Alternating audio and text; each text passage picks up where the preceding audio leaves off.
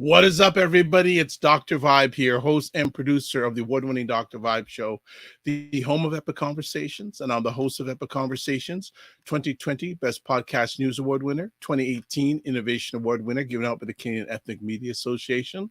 I also co-host and co-produce the only online show in the world for dads and fathers that is sponsored by Dove Men Plus Care, and being part of that collaboration in 2022 and 2021. I reached out directly and indirectly with a team of people, not on my own, but with a team of people to over 100,000 fathers around the world, directly and indirectly. As always, I like to say you're blessed, highly favored, a magnet for miracles, and a solution for someone's problem. Morning Vibe, February 17th, a long weekend in where I live, Ontario. It's called, Family Day. So Monday is a holiday, but we'll be broadcasting on Monday. There's a big reason why we're going to be broadcasting on Monday. Want to say thank you to everyone wherever you are watching live on the replay. It's appreciated, not taken for granted. Let's get some things out of the way first before we have our friend on for the day. So first things first, make sure you subscribe to the Dr. Vibe Show on YouTube, especially on YouTube. If you do it on YouTube, hit the subscribe and also hit the notification bell. When you hit the notification bell, that means you get notified when upcoming conversations are going to be live. Oh, you can also like it on Facebook. But key thing, though, is wherever you're watching, subscribe. That's the bottom line. Have a little of a PSA announcement here. So we're going to put this up here. So let me just get to here. So the city of Pickering in Ontario is seeking passionate, committed residents and stakeholder representation. Let me read that again. The city of Pickering is seeking passionate and committed residents and stakeholder representatives to sit on the Pickering Anti-Black Racism Task Force, PABRT. That's the acronym, PABRT. Everything's an acronym these days. So just want to say that they want that. And I'm going to show you, if you are interested, if you live in the Pickering, Ontario area, you can find out more information by going to pickering.ca/boards and committees. So if we have anyone that's interested, please look into that. I think the deadline to apply is February 25th. So that's one thing out of the way. Now, I said we're going to be broadcasting on Monday. Definitely, this is why we're going to be broadcasting on Monday. Coming up on this Monday's show, we're going to have George Fraser. So if you don't know about him, you need to. If you do know about him, you need to know more about him. He is regarded as Black America's #1 networker, and he's going to be appearing a week from today at the ACBN Symposium. He's going to be appearing at. So what I'm going to do is just show you the page you go to on Eventbrite to show about that event, and that's the organization that Ryan is a part of, ACBN. And I'm just going to make sure I have it here, because if I don't, I'm going to be in a big trouble. Okay, here we go. Okay, so that's the ACBN Legacy Symposium. It's sponsored by Alterna Savings, and there's a picture. Keynote speaker Dr. Joyce Fraser, and he's actually going to be live, not virtual like last year's session. He's going to be actually at the event. So if you can make it, I would suggest you make it for that event, because Dr. George drops knowledge bombs. I met him many years ago, and even to this day, he is still, he's dropping the knowledge bombs. So certainly, if you can make it, definitely check it out. Okay, so we've got that done. We've got these things out of the way. Oh, what else are we doing this morning? All right, let's see who's in the house early. Hey, Marlon Steven, good morning. Oh, Naleen Prasad from Jacksonville, Florida is in the house. Thank you. Good morning, Jacksonville. Good morning, Marlon. Good to have you both here. And, let's get right to it. So, we are always blessed and highly favored to have this gentleman share some of his time with us every month. Ray McMillan of the McMillan Group Incorporated, doing the mortgage thing since 1999 and doing it better than ever. So, Ray McMillan is with us this morning. Ray, how are you this morning? Good morning, Dr. Vibe. I am doing very, very well. How are you doing? Good. Oh, I'm always good in your presence. I always tell people that there's some people that I can always just be better in their presence. And we haven't known each other that long, but I'm always better in your presence. You've always been a person that gives me clarity and makes me think and make me think to be better. So you and your family have become, especially yourself, become part of a core. One of my mentors said recently, you need to have conversations that are in the vault. So we can have conversations, they stay in the vault. So I really, Understand. I Yes. really, I really appreciate you taking time, not only on the morning vibe, but for me, when we have our offline conversation, everyone is watching this live in the replay. We were having a really good conversation before this about the importance of the Black family in regard, especially not only culturally, but economically. And we're going to have to bring that conversation live one day because it's so important. Like, people don't realize, and I know Ray will agree with me, the foundation of Blackness is the Black family. So and not only wealth wise, but just existence wise, is very, very key. So, Ray, I know we teased another conversation with people. We're not going to be talking about that today, but we're going to get to it. So, Ray, you're wanting to talk about a very interesting subject these days because you've made me more aware and keep my eyes on stuff about mortgages. But today you want to talk about non-bank mortgage financing for home buyers, self-employed buyers, and real estate investors. Why did you want to chat about this one today? First, let me thank you for your kind words. I mean, it's very good that we can fellowship as brothers Yes. and have people we can speak to give us clarity as we navigate life. You know what I mean? As a Black person and an immigrant, there's much to learn so that we save ourselves time and money. Um, and not all of us have the privilege or the luxury of having people we can speak to who can help us to, you know, make that journey less fraught with obstacles and bruises. You know what I mean? So I appreciate that. There's another gentleman here. He's on the call right now. That's Marlon. We chat a lot offline also. And our backgrounds are so diverse that it's important for us as men to have those conversations and also intergenerational conversation, because I think we're the elder statesmen. We've got children in their 20s and 30s.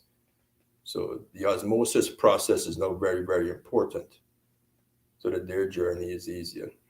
And, having said that, it's important for us to understand that, when it comes to borrowing for real estate, the banks you see at every corner of Toronto aren't your only option. And in order to get the education, it's very important to sit with experienced and competent mortgage professionals to help you navigate the process of acquiring a mortgage that makes sense based on your current circumstances. And I always tell people, anyone can get a mortgage. It might not be at the cost or the price you're prepared to pay for it. So it's important to understand what's available, who the lenders are, and who specializes in what. Your primary banks, which are the big five banks, and then there are a few smaller ones like National Bank and B2B Bank, they deal with prime clients. And by prime clients, I mean people whose credit scores are at a certain level. usually in the high 680 and above. People who are salaried, I mean, they've got a job and they get a pay stub and T4s or W2s every year. And people who are buying marketable real estate, which is usually properties in large urban centers, your typical cookie cutter home, your Durham suburb, your Peel suburb, your house in the GTA. But what happens when you don't fit those three criteria? What are your options? What do you do? And that's where sitting with mortgage professionals will help you to navigate that process. What happens when the property you're buying is not well and septic in a small community and it's on 7 acres? What happens when you're self-employed and you generate $300,000 to $400,000 a year as an independent consultant, but your tax assessment shows $75,000, and the house you're planning to buy for yourself and your spouse and your family is $2.3 million? The numbers don't work, the ratios don't work. So what do? You look for alternative lending borrowing solutions. So apart from your banks, you've got non-bank lenders, which offer prime products as well as non-prime. And I'm not going to call any names if I'm not here to advertise any particular lender. I'm just going to give you the scenarios and the type of institutions, because nobody's paying for this segment. So you have your non-bank lenders, which offer prime products for both conventional and non-conventional mortgage and high ratio borrowers. So high ratio borrowers, one puts down less than 20% of the purchase price. And those mortgages are usually insured by the default insurer. And they require very, very strict underwriting for you to qualify for that product. The conventional mortgage is the one who puts down 20% or more of the purchase price. So some of the non-bank lenders do both of those, right? So if you're self-employed and you've got 20% down to buy your home, then you can go to a non-bank lender and get your transaction facilitated. And then you've got what is considered B lenders.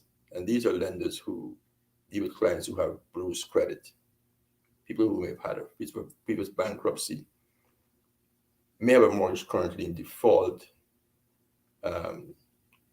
or may have relative income to show for the property purchase, but they've got the down payment. Then you have your mortgage investment corporations, or what are commonly referred to as MICs. They deal with very specialized types of financing, people who've got other challenges in different areas. Then you've got your private lenders. These can be individuals who have access to a lot of money or their own money, or it could be corporations, or it can be partnerships. And each of these category of lenders, when you remove yourself from the banking environment, have their own lending guidelines, and each one is specifically different, right? Can I just interrupt, Ray, because you were reading my alleged mind. I was thinking about what regulations, governmental regulations, are they equal for each one of these? Because obviously private lenders have different regulations, if any, than the next level down from your traditional.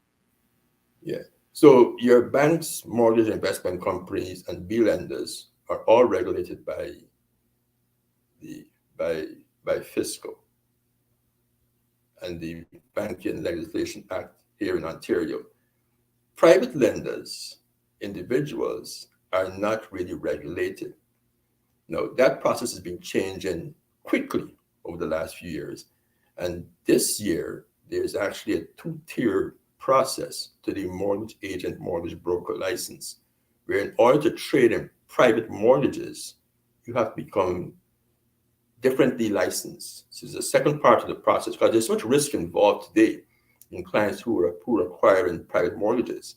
Because with a private mortgage, the most important thing is not getting the mortgage, is what is your exit strategy. Because as a private lender, we are usually lending you money on the value of your real estate only. You've got a house worth $500,000. You've got a CRA crisis. You need to borrow $100,000 to pay them off. Your loan to value, which is the amount you're borrowing based on the value of the property, is let's say 65%. It's in a great location. we lend you that $100,000 with no questions asked because your property has been appraised and is well maintained. However, if your circumstances doesn't change a year from now, how do you pay me back my $100,000? And with rates increasing and property values dropping significantly over the last year and a half, there are many people who are in private mortgages who are going to be stuck with them indefinitely. Ouch. So the governing body has been observing those circumstances, and they're trying to help consumers and homeowners navigate what can become a very, very messy situation. Now, over and above the private lender, the other thing that people don't do here a lot anymore is what is called a vendor take-back mortgage, or a VTB. And that's a type of borrowing where the homeowner will lend you the money to facilitate the mortgage, the home purchase or the mortgage transaction. So when we deal with non-bank lenders, who are the people who actually fit into the category of non-bank lenders? And we're talking now on the mixed side and the B lender side. Usually people who are self-employed and people who have credit scores that are below the requirement of the major lenders. In most cases, the minimum down payment required is 20%. So you've got to get to that 20% threshold to qualify for a mortgage with most B lenders, mixed private and private lenders. I got a question. So we're speaking a lot to melanated people, and on average, their incomes are not the same as non-melanated people. So I know you'll get to it, but before we leave today, if you could provide some strategies for especially non-melanated people whose average income is probably lower, if they're looking to get a mortgage, what they need to present to a non-bank mortgage, how their ducks in order, so to speak. Well, it all comes down to what you're planning to purchase, right? What the purchase price of the home is based on your income. I mean, a simple formula is, you will usually qualify for a mortgage that is 4 times the amount of your gross income. So if your income is $60,000 a year, multiplied by 4, then that's how much mortgage you will qualify for.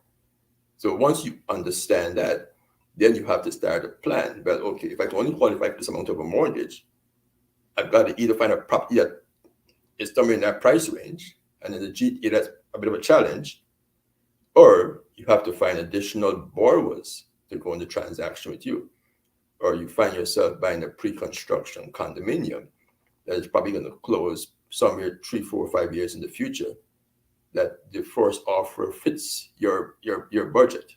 But the planning process is very important, because when we sit down with individuals, it's not just about what you're buying and what your income is, it's also your lifestyle expenses. Because if you're making $100,000 a year, but you're paying $2,000 a month in childcare expenses, and your child is 2 years old, that will significantly impact your ability to purchase a home at $700,000 compared to the person who has the same income but no childcare expenses. So while the ratios that are used to qualify mortgages with the institutions, I think prudent advice to clients is to get a very clear picture of those clients' circumstances to determine exactly where they fit in the buying budget. Another example is someone who actually is paying child support. So you have a man who's making $120,000 a year in IT, but he has a child support bill at the end of the month, and that comes off the top of his income. So, and if the child again is 3 or 4 years old, or you got to pay that till the child is 18 or 25, depending if they're in university. So the conversation has to be a little more broader and in depth for us to understand each other and understand what your purchase limitations are and what you can afford to purchase, right? Yeah, it's a good point. And when I'm hearing news stories a lot, and this is not directly related, but I was listening to a report yesterday that the average monthly rent in Toronto now, where we're part of the Greater Toronto Area, is $2,000 a month now. So you're looking at that just for rent, $40,000 a year total, with you taking a whole bunch of things like 25,000 dollars a year. That's a lot. That's a lot. And And then the you look at compare. what the median income is across the GTA. It's less than $50,000 a year for a single person. So I mean, you're paying half of your gross income on just housing. Like your housing costs should be more than about 25% of your income. And we're qualifying for housing costs, and this is what the bank's guidelines are, at 38% of your gross income, and 44% when you include your other expenses like your car and credit card payments. That's a lot of money, and this is your gross income, not your net income. Not your net. So, That's right. you know, Gross. your gross income. So I mean, if you're in a high marginal tax bracket, if you have an income that's just above $100,000, you have no children, and no deductions, you've got probably a $20,000 tax liability every year. So your net income is around $80,000 a year, right? So it's very hard to have clients understand that that the mortgage you qualified for is not necessarily the mortgage you can afford, and you don't It's want a to big, find yourself in a big situation, point. That's a 2 good years down the point. road, That's a good where point. and we have the same question all the time. What's the maximum mortgage I qualified for? And our question always is, what do you want to spend per month? And there's never a correlation between those two things, Right. because the financial IQ of many of us is very, very limited. Yeah. So let me catch up with some comments. Divine Right Loves, you said, wow, stuck with them indefinitely in regards to people you had mentioned a few minutes ago about stuck with their mortgages. Good morning, Fitness IQ Cam, finally thawed out.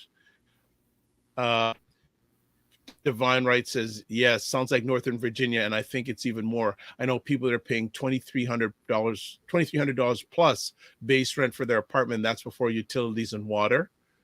And she also asks, 20% is a lot. Are there programs out there to assist people to come up with that down payment for non-bank lenders? there are home buying grants in many municipalities, and I think it's prudent to explore those opportunities. And I know it's very difficult when you don't qualify for a traditional bank mortgage. But there are many people who also qualify for the 5% down mortgage here in Canada, the 3.5% down mortgage in the US. We just having a conversation today about the alternatives. People who are self-employed, or who have credit challenges, or who may have gone through a business collapse, how they get back into the market. So, it's not that everyone has to come to 20%, right?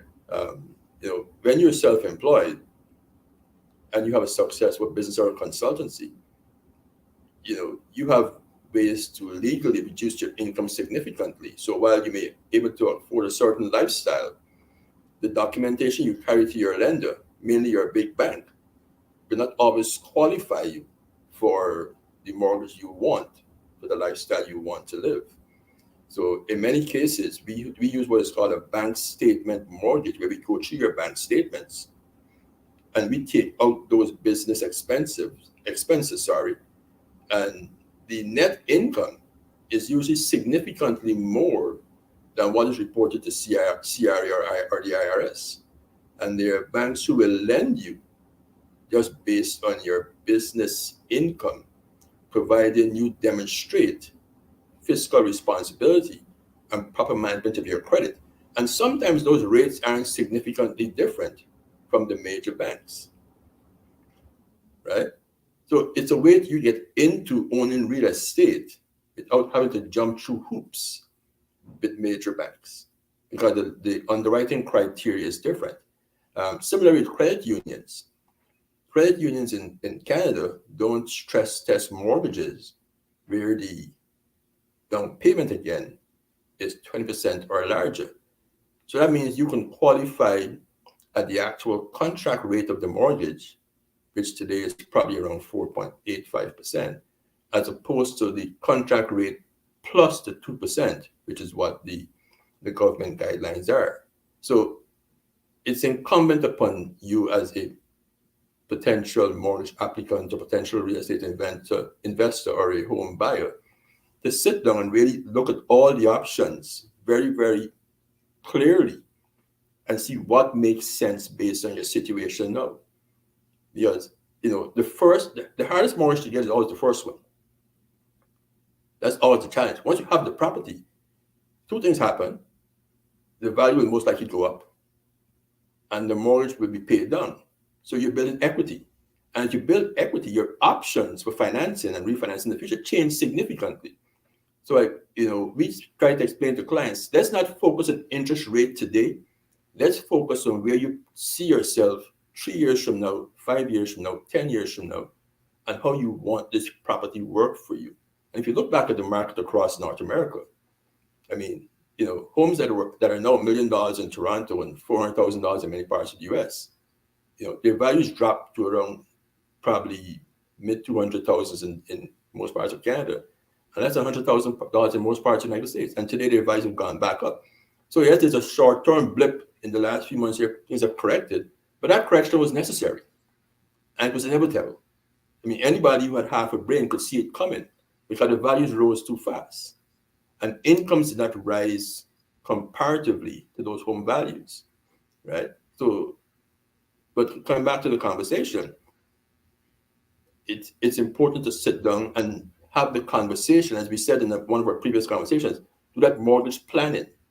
Because there are sources of income that we can use in an application that you, the board, might not be aware of. One of them is the child tax credit. There are many families who have young children who receive a child tax credit. Now, some banks use that money for mortgage qualification, and some lenders charge it for mortgage qualification, and some lenders don't. We know who those lenders are. And if your child tax credit is $1,000 a month, that's $12,000 a year. That can make the difference between qualifying for the mortgage you want and not qualifying for the mortgage you want, right? Some folks who get child support payments. There are some lenders who will use all the support payments. Some lenders don't use all. Some lenders use half the payments. Some lenders use all the rental income to qualify you. Some use half of it. Some use 80%. So the focus has to be less on what rate do I have and more on how can I make this deal work so I can get this property because I see the future in it. And that's whether you want to buy it to live in it or whether you want to buy it as an investment. Okay. So it's not one conversation. Absolutely. Like you said, planning. Can I just take a break, catch up with conversations here? Morning, Roger Dundas of buyblacks.com, Black Canada's #1 online magazine. He's got a question, but we'll get back to it in just a moment. Good morning, Tim Frey. And congratulations, Tim, on your you've taken on another new post at supporting Black charities. So congratulations on that. I believe, if I read correctly, operations, but you can say what it is exactly in the chat. Also, Finance IQ Camp says, seems like pre-construction are more ideal. And then Divine Right from the DMV says, our child's tax credit significantly decreased here in the States. People are not going to be happy when they do their taxes. Okay. And then Roger has a question, and it's somewhat related to what we're talking about. I'm sure it is. This housing system is impossible. How you can earn minimum wage, work in Toronto, and live anywhere in the GTA? Well, that's nothing new. If you earn minimum wage, then most likely you'll be a renter for a very long time. Ownership is not for everyone. Your rent ownership ratio is usually 40-60 in most markets, where 60% own a 40% rent. In any large city, we've seen house prices run away. You go to New York, LA, Toronto, London, Paris, Munich, you got a large amount of renters. and it's unfortunate, right? The solution for those individuals, I always say, is safe, affordable rental housing. And that is the missing inventory in many large cities. I've been following the news a few weeks now, and they've got a lot of new developments coming in Malvern and Port Credit and a lot of parts of Toronto where they're building over old shopping centers. And in all those places, they're building condominiums, Yes. which are usually 400 square feet. So that is more of a municipal issue, because the journey to home ownership, in my experience, is one where you start with affordable rental and you save money. But if you can't save money in the rental, then you're never going to be able to get to home ownership. If your rent for a one-bedroom apartment in Toronto is $2,400 a month, and you've got a young couple making $80,000 between the two of them, or $100,000, saving is going to be very, very difficult, particularly if they're commuting to their jobs, because now you have the additional expense of car maintenance and car insurance. But if you can drop that person's rent down to $1,500 a month, which is where market rent should be in the GTA for a one-bedroom apartment, that allows them to save. And the more renters you have in affordable, safe housing, it will reduce the demand for all these basement apartments and this escalation in cost in a lot of the suburban housing. So it's a different conversation. But I mean, affordability is not a new conversation. It's an age-old conversation, and it will never change in major urban centers. Hence the reason people moved out to the suburbs back in the 60s, 70s, 80s, and 90s. They moved out to Durham region and moved up to Barrie, because houses will always be cheaper the further you go from the main source of industry and centers of finance, right? Coming back to divine rights question, yes, buying a new home in many cases makes a lot of sense. Why? It gives you time. Many of the new construction projects have a 12-month to 24-month construction timeline on single-family homes, and probably a 4 to 5 year timeline on condominiums. So it allows you to save money over time and give the builder or the developer periodic deposits. The other thing is your property value will most likely also appreciate between the time you made the offer and the time you're ready to take possession or close. So in some cases, some non-bank lenders will lend you against the future value of that property as opposed to the purchase price. And we've done those kind of transactions. For example, you bought a condominium in 2018 for $300,000 anywhere in North America. That condominium is now worth $500,000 at the time of occupancy, right? You've only got a 10% down payment on the original $300,000 purchase.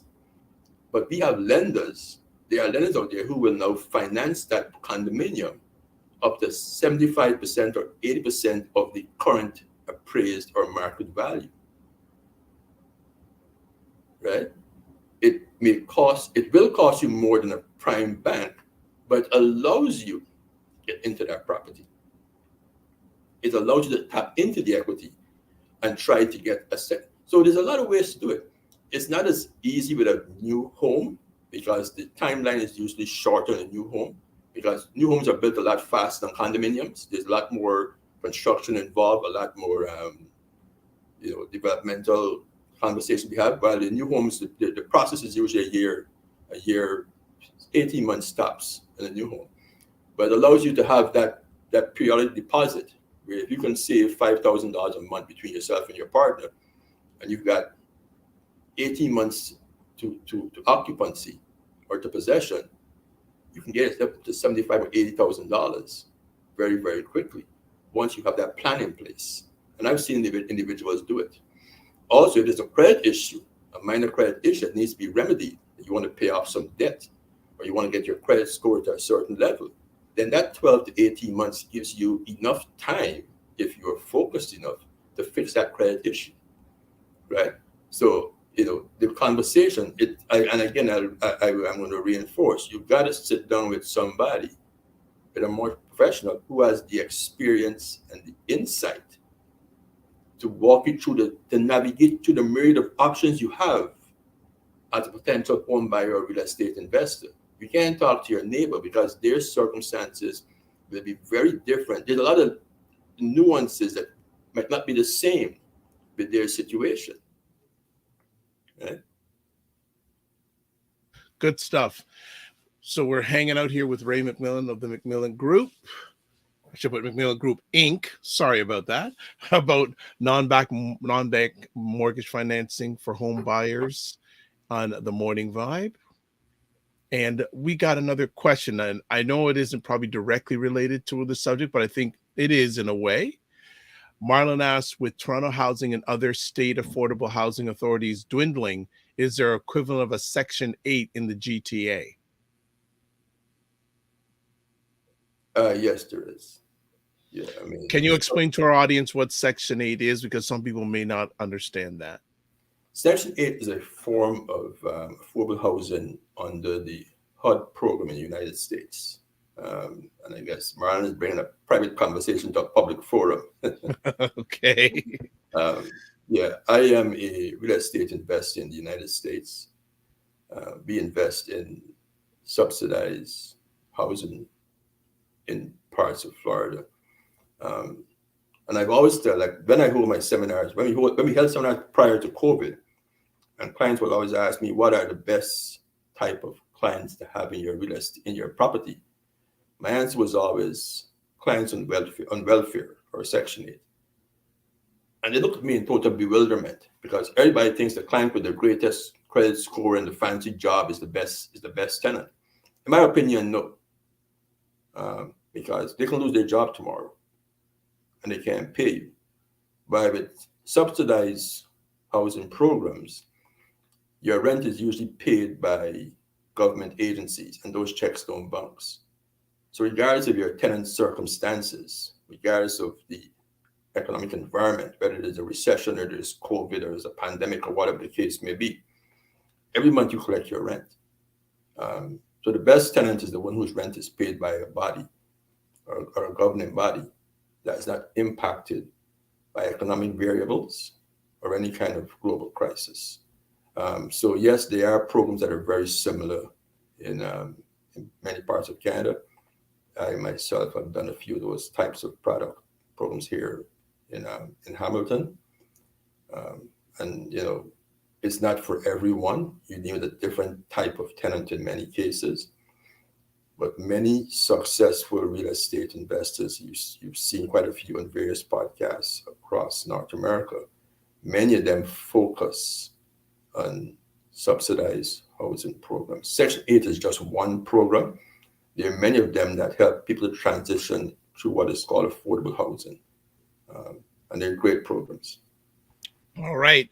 The comments are really starting to flood in now. So Divine Right says, Marlon, that's a great question. They are steadily demolishing public housing in my area and people are displaced, replacing them with apartments and houses that they can't afford. It's sad. Wayne Harris, we called your name this morning before we went live. Him and Roger, we called your names before we went live this morning. Wayne, hope all is well with you and your family, especially your dad. Is saying, good day, gents. Tell us about Trudeau's new program for home buyers. This $40,000 of new money is coming in April. Are you aware of that program, Ray? I haven't delved too much into it. I mean, a lot of what we focus on is in real estate investors and folks who are self-employed. Those programs are usually designed for first-time buyers who qualify for CMHC insured mortgages. And I think I said in one of my previous conversations, many folks don't qualify for them, many folks in our community, because there's a cap on the house price you can afford to buy, and there's also a cap on the income. So between the two things, there are very few homes and people who actually fit those programs. But as I said, most of what we do is real estate investors and folks who are self-employed. That's a niche we work in. Self-employed buyers mostly tend to deal with, even if they deal with the major banks, they deal with a lot of non-bank lenders. We do a lot of bank statement lending and that sort of stuff. Okay. Christopher Lawrence, good morning. Good morning. Fitnance IQ Camp says, wow, I never heard that the best tenant that's on welfare. I mean, let's look back at during the pandemic. I mean, you had people who had great jobs and great credit lose their jobs suddenly.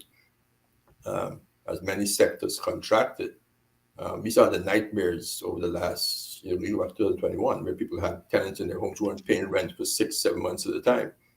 And if you have a mortgage in your property and your tenant is not paying you, you're in a bit of a quandary. But if your tenant is in a subsidized income by a municipal or provincial or state government, then there's no impact to your cash flow. And as Divine Right mentioned, I mean, in the US market, there's no shortage. The waiting list for subsidized housing is probably 4 or 5 years long. So if you are an investor who has multifamily homes in certain markets, your list of tenants or potential tenants is almost, you know, it will never dry up. Endless. Okay. What is also important to understand, and this is not slum housing, there are very, very strict requirements to enter that arena. When you are a landlord for subsidized housing, you have to make sure that the house, like in the US, for example, in the period it's warmer, the house has to be air conditioned. Right? There are very, very strict requirements. I mean, you can't have any issues of mold. You have to have landscaping done. There has to be curb appeal. It's not just buy yourself some derelict home and just throw somebody in their family there because they're going through a bit of a hard time in their life. So it's a very specific market. Is one, there's a lot of screening of landlords. So as much as the tenants are being screened, the landlords are also being screened. Okay. All right. Let me ask, because of the way the economy has been for the last number of years, is there an increase of the number of non-bank mortgage financing providers out there? Yes. I mean, we dealt with a lot of private individuals over the years. I have a very long-term relationship with 2 individuals who lend money privately. But in recent years, what has happened? You've got a lot of mortgage investment corporations where people have put together large sums of money, hundreds of millions of dollars, and they focus on lenders who don't qualify under the bank's matrix. And let me clarify this. Not because you don't qualify for a bank mortgage means that you have bad credit. It's usually the price of the property. Some lenders cap their home prices at $2.5 million. So you buy a $4 million home, you can be a dentist, for example, but trying to buy a $4 million property, you know, outside of the GTA. Your income might not be enough to qualify at the bank. So you have to look for alternative mortgage financing. So you go to a MIC or a B lender. And, you know, the better your situation is, the more you're able to negotiate your rate and your fees. Most non-bank lenders will charge a 1% lender fee. And your rate is probably 1% or 2% higher than what the bank is offering you. But, you know, it's not a case where the client's credit score is 450. You know, they can have I have a client right now, the credit score is 897. The highest credit score in Canada is 900. This one's credit score is 897, right? But they've bought a home. Wow, 897? Yeah. And she's having a non-bank mortgage, right? But the income is not enough. They have an existing home that they want to rent. They bought a new home at 1.5 million. I mean, their net worth is going to increase significantly. The rental property is a very small mortgage. It's great cash flow. So again, we can't have these conversations with our clients over the telephone. We got to sit down, flip open the whiteboard, and work the numbers out so you understand that forget the 4% interest rate. We're going to use 6%. We're going to use a 4-year amortization as opposed to 25 years. We're going to it's all about cash flow, but you know, got these 2 properties. You've bought this property at the low end of the market. If it goes up 5% every year, your value increases, your net worth increases in the long run. So This is about wealth creation, not about lowest interest rate. So our Mm, conversations are very, very different with yeah. our clients. So if you aren't interested in creating wealth through owning real estate, then we aren't the people for you to be talking to. It's that simple. You know what I mean? It's very simple. You know, if your Yeah. focus is trying to save 0.05% in a 5-year fix, then you need to head down to the greenback. Not you have you need to be talking to us. But yeah, so you know, I got you. I got you. No, okay. Let's move further. Uh, Off topic for a quick second. For those, Christopher Lawrence says, yeah, Markville Mall in Markham, Ontario, might be replaced with condominiums. So I guess it end up going the same. It's going to end up going the same route as Malvern Mall. So okay. And question. Seems there's an interest from Mr. Harris saying which states are landlord friendly, low cost of entry, and have an abundance of subsidized renters. anywhere in the south. So anywhere south of where the Vine Right is, the DMV, anywhere south of there. So you get into places like obviously Florida, Tennessee, Alabama, uh, Louisiana, Texas, Georgia. My favorite cities, Jacksonville. I spent a lot of time researching it. Savannah, Georgia, Nashville, Tennessee, um, anywhere in Texas, Houston, San Antonio, those places. Florida, unlike Canada, many U.S. cities have laws that are favorable to the landlord. So the eviction process is a lot faster. I mean, we've had to evict tenants, not evict, ask tenants to leave one of our properties. It was not a very painful process. It was done in like about probably a week. There was some damage. We keep your security deposit. Um, you know, you can have the security deposit is set based on the type of tenant you're going to have. Now, we just have a property right now; it's on the market for rent, and our security deposit is I think it's 2 or 3 times the monthly rent.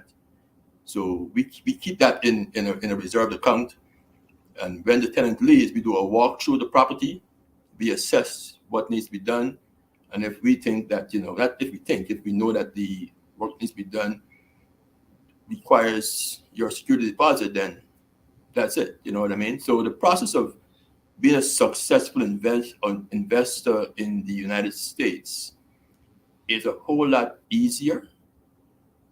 It's a whole lot more profitable and can be scaled much faster than anywhere in the GTA and most parts of Canada, except for probably the east coast of Canada, which is Newfoundland, Nova Scotia, and Labrador. Um, I have no interest in spending any of my time in a very cold place. So I have no interest in going either to Newfoundland or Nova Scotia and buying investment real estate. That's just me. But if you enjoy the cold East Coast winds, then I wish you all the best. But Okay. that's not for me. Okay. Wayne has another question. What's the criteria to become a private lender in Canada or in the USA? Is there a minimum amount to pay? No, there isn't. But I don't work with anybody who has less than $250,000 to invest. I mean, that's a conversation where you sit down and try to analyze the risk. We have acted as broker for a few private lenders.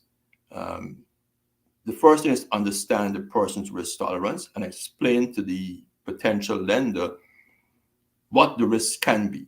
So there's location risk, there's risk of covenant, which is the individual, and then there's risk of default, right?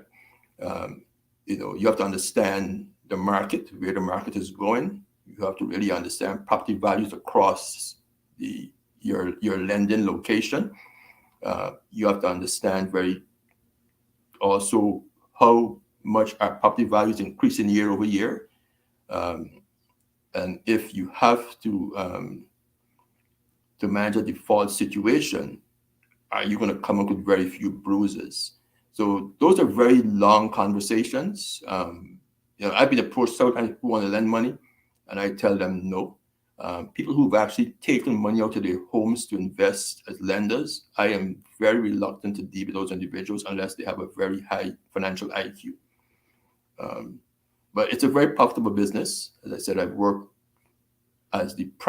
have worked for the primary broker for about probably four individuals over the last 20 years. But It's an opportunity.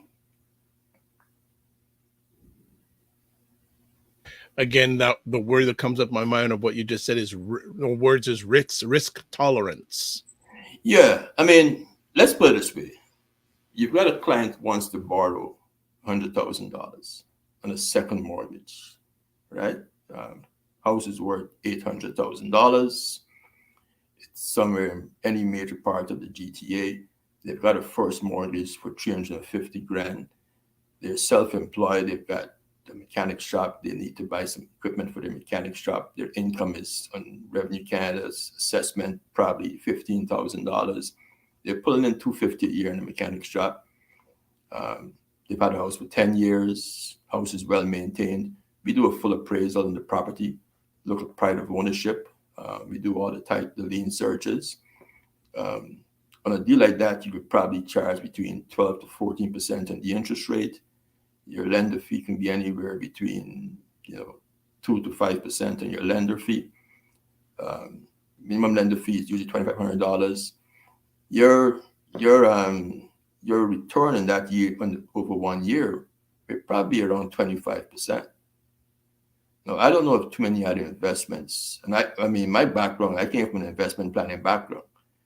I don't know of too many other investment vehicles where you can generate between 15 to 25% annualized without a market fluctuation in between.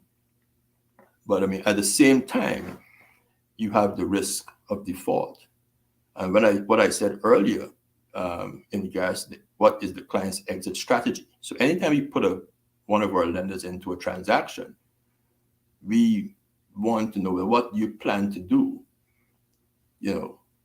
12 months from now, that will allow this lender to get their money back. And one of the most common things is mortgage maturity of the first mortgage. So a client has a first mortgage with a major bank, but that penalty to break that mortgage might be $12,000. So it doesn't make sense to pay that penalty and lose that 2% mortgage rate. Excuse me. So to break that mortgage and do that low rate and take a higher rate today. So it makes sense to, in the short term, do it privately. And when the first mortgage matures, we roll the two mortgages together. I mean, what we try to negotiate between lender and client most times is a 1 year term interest only, close for the first 3 months, and then open beyond that with no penalty or only 1 month interest penalty. So everybody wins. You know what I mean? The lender makes their money, the clients come back to us, give us a few referrals, and everybody's happy. We strike a medium, a happy balance. And that can be done anywhere across North America. I'm reluctant to lend in the Caribbean on behalf of any of my lenders. I've got clients who approach us to do transactions in Jamaica and Barbados, but the problem is when you leave the jurisdiction, the North American jurisdiction, and it comes to managing default, it's difficult. Even though it might be attractive when you can make money, you want to make money the easiest way possible and not have to deal with different legal jurisdictions as much as you can.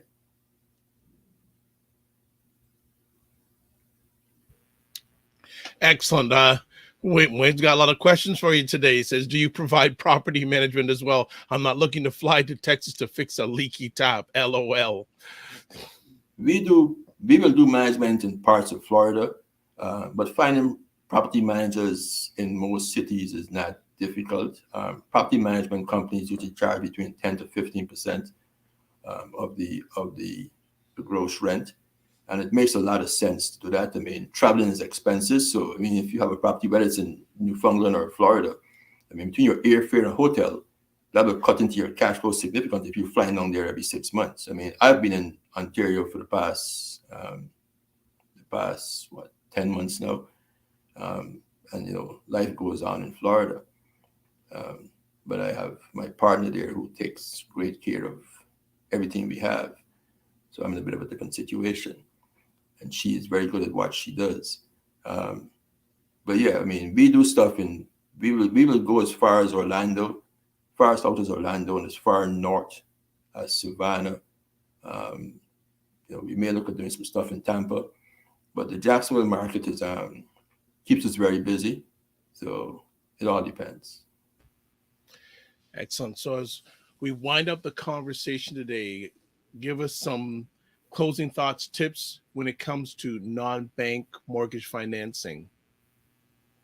Um, don't get caught up with the five big names, right? That's the first thing. Don't get caught up with the five big names. Look beyond the interest rate of the product and understand what other benefits this mortgage has that allows me to do what I need to do today. Understand your current situation, which is the biggest challenge. A lot of times, a lot of borrowers don't understand their circumstances. They're always saying, well, my friend did that, or my neighbor did that, or this person I work with did that. But you don't know their current circumstances. You may know what they bought the home for, but that's about all you know, right? And talk to professionals. I mean, vet the people you talk to. Same way you vet, your doctor, your dentist, the same way. Use the exact same approach to speaking to professionals and ask them. Ask them how many, like, what do you do? Like Wayne asked a question earlier about the $40,000 grant. We don't focus a lot on that segment of the market because it's like spinning your wheels, because not a lot of folks qualify for those products. So why would I spend a lot of time worrying about a first-time home buyer's grant when my clients don't qualify or don't need that service? So you know what I mean? There are people I know who do that, and I can refer you to one of those people, right? So find people who actually, that's what they do. Even with the realtor, if you're going to buy an investment property in Windsor or Chatham or Barrie or Dartmouth, don't take your Brampton or your Pickering realtor out there. Find a realtor who understands the market. When we moved in to start doing stuff in the Jacksonville market, we went through, I think, 3 or 4 realtors before we found the person who actually worked for us. We went through a few mortgage people before we found the individual who worked for us. So it's going to take you a while to do it.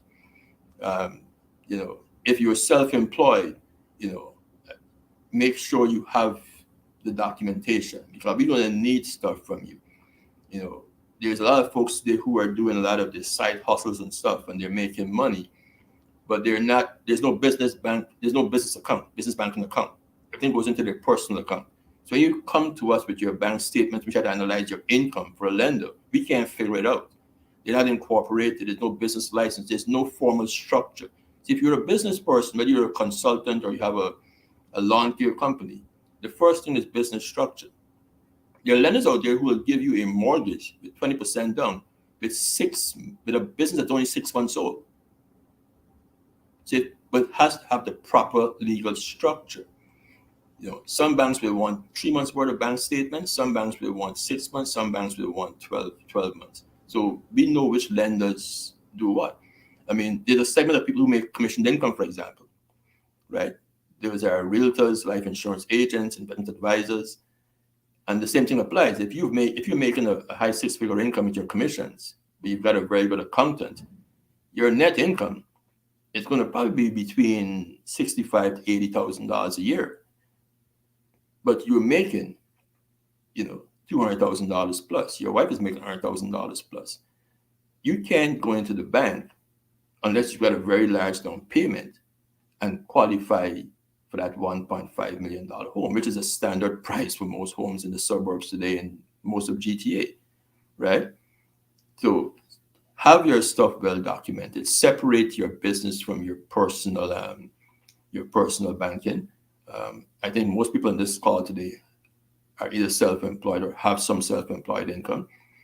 So separate it. Make our life easier so we can properly advise you. Ask questions. Ask a lot of questions. The one thing that I don't like with clients when we sit with them is, do you have any questions? And they look at me and they say, no.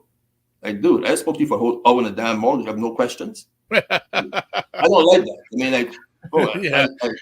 No, you. Yeah. That's a warning sign for me. Yeah, that's a warning sign. That makes me very uncomfortable, because that means half what I told you, either you weren't listening to me or you don't understand what I'm saying to you. One or the other. So, you got to have questions. And don't tell me, no question when it comes to money is a foolish question. If you don't understand it, ask the question and make sure the answer makes sense to you as simply as possible. If it's too convoluted and then this sounds a little too confused, I'm going to walk away from this shit. right? So ask the questions and find those people. And if you're doing multiple transactions, you're an investor, find one person and work with that person. Because the challenge you've got, like clients will come to me and they've dealt with different mortgage brokers and and I can't make sense of what they're doing. And I would send them back to who they dealt with the last. I say, you need to go back to the last person you dealt with because this makes no sense to me. Not sure what they did, how they put this together. But you go deal with that person. Like develop a relationship with that individual, right? Because it will make your life much easier and the process of scaling your real estate portfolio a whole lot faster. You know what I mean? Yeah. Really good points there, Ray. Like deal with one person. Like for example, I've had the same doctor for over 30 years. I've only had 2 mechanics in my life. Consistency. It just makes life easier, so much easier. We've had some more comments come in before we start winding it down. So yes, Divine Right says to Wayne, yeah, when I owned an investment property in Texas, I had a property manager and he was the best. Took so much off my plate. Wayne says, thanks, Mr. Divine Right. Wayne also says, you're the second person to talk to me about Jacksonville. The prices are right, and so the landlord rights. There's a neat person you need to call. He can give you insight on that. And Divine Right goes, yes. And I was in a meeting the other day, and someone who really needed to ask questions had none. We were all uncomfortable. Yeah. Study your markets. I mean, to go back to Wayne's question, any market in the U.S. has a very large Black population. And by that I mean 40% or more. Anywhere where there is gentrification taking place, anywhere where there are military bases, anywhere where there are large universities. Well, here's another thing. Mississippi, parts of Alabama. I mean, like in Jacksonville, for example, they're moving one of the universities from the south. They're expanding the university campus. So when we spoke to gentrification in one of our previous conversations, yes, you mentioned a few things. So I spend about 2 hours a day researching markets across the U.S. That's my investment in time. That's what I do. I have a core group I work with, and I share content information with them. You have to understand the market, and the U.S. market is very unlike the Canadian market.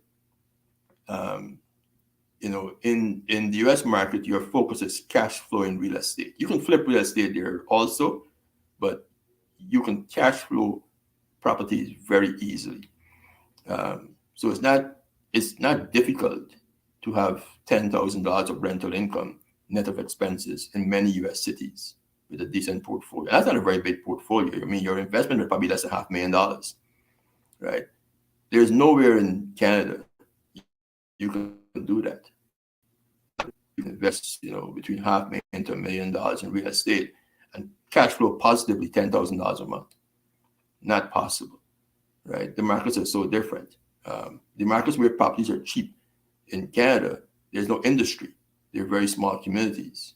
So your renter so many parts of the US, you've got, there's industry, there's shipping, and there's a lot of that kind of stuff going on. So you have to understand the geography of the place of the environment, and population size, median age of the population, median incomes. Crime stats are important, but I don't really pay attention to crime stats because those are all, crime stats are stuff that it's subjective based on what kind of crimes they are. Is it car thefts? Is it, vandalism? Is it, drunken disorderly? Is it murder rate? And when you compare it to different cities, it's not always as bad as you think. I always tell people in any area where there's a very large high density population, you're going to find higher crime stats. So obviously the crime stats of Jane and Finch can be higher than they are in Port Credit because people live very close to each other. It's just normal, right? You can get a lot more police calls in Galloway than you can get, living on the Scarborough Bluffs. It's just nature of the beast, you know what I mean? So understand the information that you digest. If you don't understand it, speak to someone who understands it to be in the market. And the good thing today is a lot of information is online. Vet your sources. I stay away from all the sensational type news. The market's about to crash. You're going to see the whole world implode. I avoid those conversations because I don't think that is true.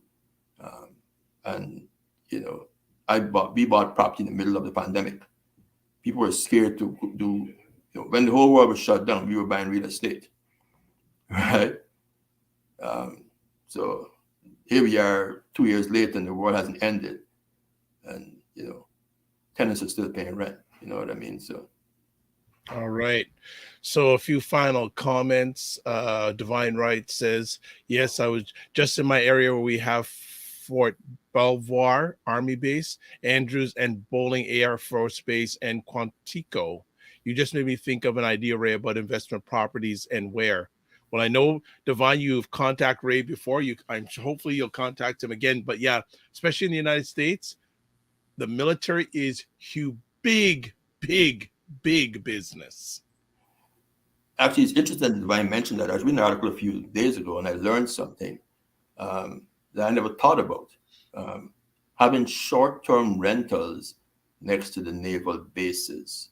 Yes. Because when the guys come in, they need a place to stay. And yep.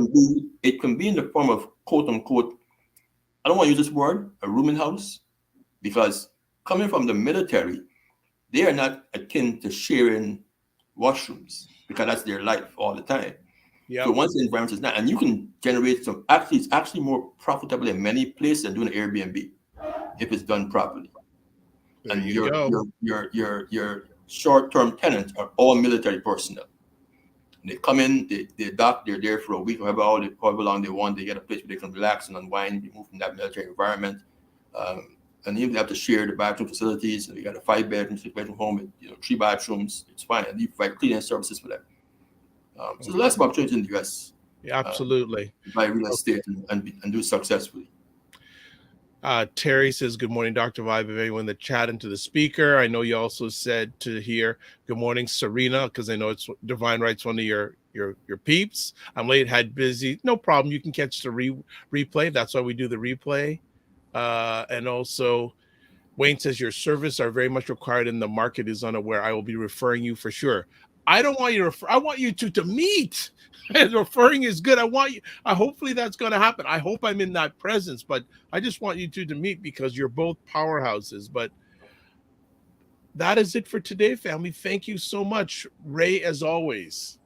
Thank you for taking the time. Thank you, sir. Man, dropping the knowledge bombs, man. This really good questions from the family is also always good stuff. So, Ray, take care of yourself. You and the family always give yourself grace and don't just manage your time, manage your energy. Yeah. Before I came on this morning, I was going to tell you that it's very difficult to have a mortgage conversation in 45 minutes. It is one of the most in-depth conversations. I mean, I'm trying to push into 45 minutes what I do in 2-day seminars.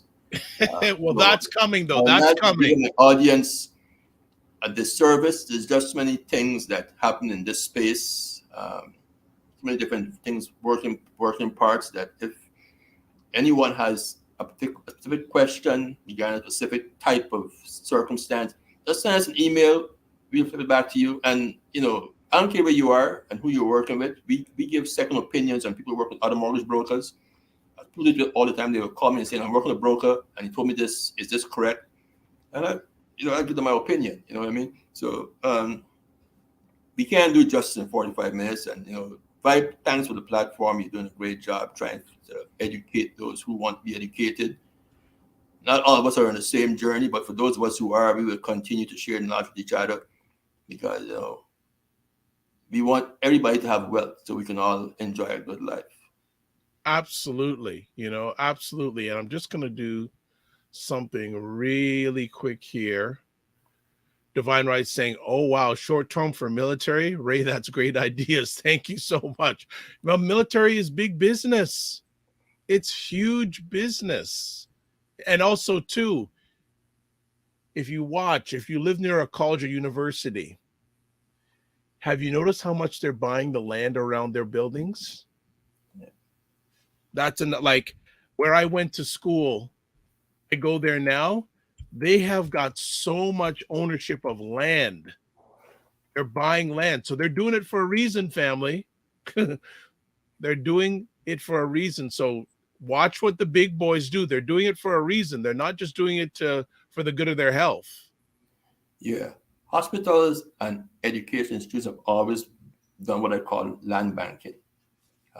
They're all older, particularly older universities. I mean, a lot of times the land was gifted to them from very wealthy individuals.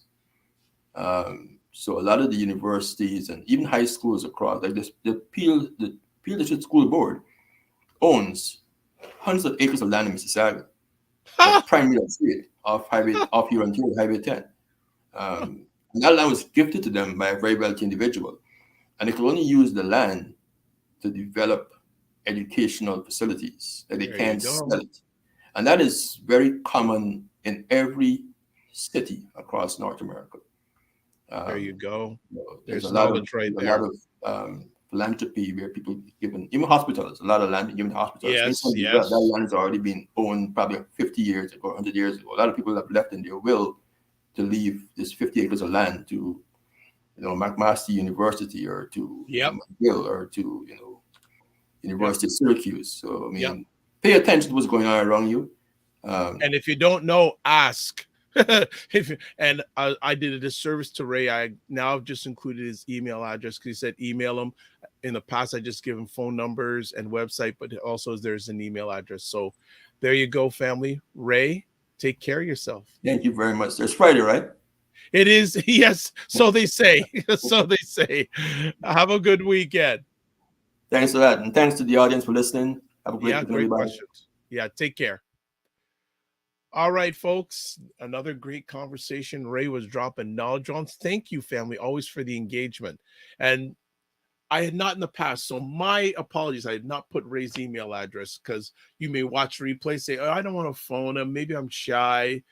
There's an email address you can get a hold of him at. So another epic conversation today on the Morning Vibe. So some things before we escape today. As always, subscribe to the Dr. Vibe Show. Many of you are watching on the YouTube channel. Thank you so much. I'm speaking that you're going to subscribe if you haven't already, and also hit the notification bell. That'd be great. Also, you can like it on Facebook or wherever you're watching this. Please subscribe. Next up, coming on this Monday's show, we have George Fraser, regarded as Black America's #1 networker. He's going to be speaking a week from today at the Afro-Caribbean Business Network Symposium, otherwise known as ACBN Symposium. I will just do a quick share of the Eventbrite screen, just showing you this here. So when you go to Eventbrite, there it is. And there is a cost, but it is well worth the investment. It runs over 2 days, the Friday and the Saturday. So February 24th and 25th, I may be broadcasting live on the Friday. Not 100% sure, but check it out. But come by on Monday. Dr. Fraser is going to be dropping knowledge bombs. So tell yourself, remind yourself, tell everybody. I think in Ontario, at least, it's Family Day. So you have time to watch it. All right. That is it for now. So a few last things. If you want to touch base with me, the website, the drvibeshow.com, email dr@the drvibeshow.com, YouTube, Facebook, and LinkedIn, The Dr. Vibe Show, Twitter @drvibeshow, Instagram, the Dr. Vibe Show. Would you like to promote your business or service on the show? There's my email address. Ray has been a consistent sponsor of our Monday shows at least for 6 months, minimum, if not longer. And then you can watch replays of the Morning Vibe at the Dr. Vibe Show, YouTube and Facebook, Afro-Caribbean Business Network, Facebook and YouTube, and Ryan Oneil Knight on YouTube. So that is it. Hoping everyone has an outstanding weekend. See some final comments that have come in here. Let's see. Terry says, I'll catch a replay. Thank you very much. Christopher Lawrence, great show. Thank you. Wayne Harris, great show. Thank you. All of you made it a great show. Terry says, have a great day and weekend, everyone. Right back at you. Great conversation, Finance IQ Cam. Terry says the same thing. And he said to Ray, we are sharply dressed today. I will raise my game next month. Ray is always sharply dressed when he makes his appearances, and he's a sharp dresser all the time. Wayne, I'm speaking before the next time you come on. I'm going to ask if you reached out to our friend, Mr. McMillan. All right. And then I'll set my alarm to tune in. It's holiday after all. Well, knowledge is on all the time. We're doing the best we can. I got my Fitness IQ. You got your tickets for ACBN? Wonderful. Fantastic. Earl Anderson, thank you. Have a great week. Great conversation. Oh, the comments are flying in. Great conversation. Well, Marlon, all of you made it a great conversation. Wayne says, Columbia University has bought out Harlem big time. Absolutely. Absolutely. Like universities and colleges, power moves. Hey, that's some of the stuff they're doing with the tuition money, family. They're taking that money and making money for themselves. Divine Right goes, yes, they have, Wayne, about Columbia University buying out Harlem big time. Yeah. They don't play. The colleges and universities and hospitals, they don't play big time. Like I said, where I went to university, you go back there, they've expanded their land holdings to at least twice in area over the last 10, 15 years. And it's not stopping. It's not stopping. So again, family, thank you so much. Have an outstanding weekend. Speaking, you're going to be with us on Monday to listen to some great knowledge passed down by Dr. George Fraser. Come with your questions. Come with your thoughts. It's appreciated, not taken for granted. So as always, we end off with this. Live your life as a dream. If you can dream it, you can make it. Sometimes you have to get small to get stronger. Block assumptions, then aim bigger, aim better, aim higher, aim wider. Love, faith, and respect. And remember to give yourselves grace. And don't just manage your time, manage your energy. And as always, remember to give yourself grace. God bless. Peace well. Keep the faith. Walk good. We will see you on Monday. Later.